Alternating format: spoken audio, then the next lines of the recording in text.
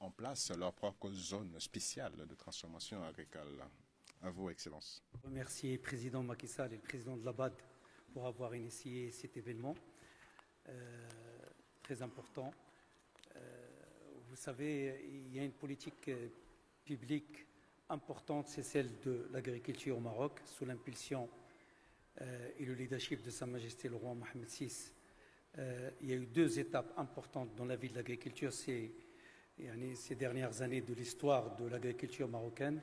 D'abord le plan Maroc vert qui s'est terminé en 2020, pour lequel en fait on a contractualisé des accords avec les associations, avec les fédérations.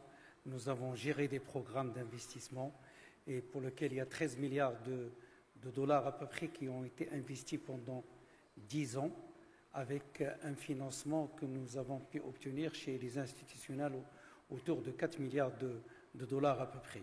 Cela a permis de maintenir une croissance moyenne de 5,5% par année de l'agriculture pendant les 10 années, y compris en tenant compte des années difficiles de manque de pluie.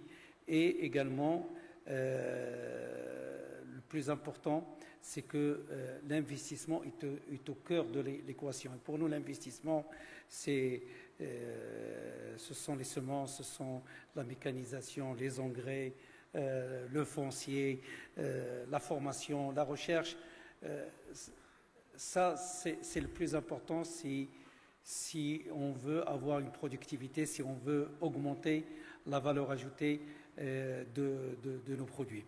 Deuxième étape importante aussi, c'est une fois que ce programme est terminé, il a été relancé par un autre programme qui est Génération Green, sous l'impulsion de Sa Majesté le Roi, qui, en plus de continuer sur cette contractualisation avec les opérateurs pour le développement des filières, mais également nous avons travaillé sur l'élément humain et les ressources humaines, c'est-à-dire les agriculteurs, c'est-à-dire comment leur donner la protection sociale, parce que c'est un facteur important de la production, comment l'employabilité des jeunes avec 1 million d'hectares qui va être adressé aux jeunes pour les investissements, et comment améliorer les revenus des agriculteurs pour essayer de tirer la classe moyenne, 400 000 familles que nous voulons amener vers la classe moyenne grâce à la conversion, parce qu'il y a des fois les agriculteurs ils font des investissements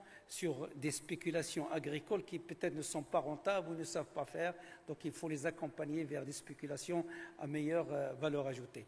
Donc cela a donné la possibilité de créer des zones agropoles, on en a entendu parler ce matin, qui sont en fait des bassins de production dans des périmètres irrigués et qui, en aval, on essaye de faire des zones industrielles pour essayer de valoriser le produit agricole.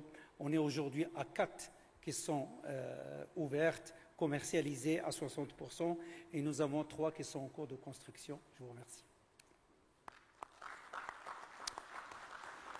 Thank you very much.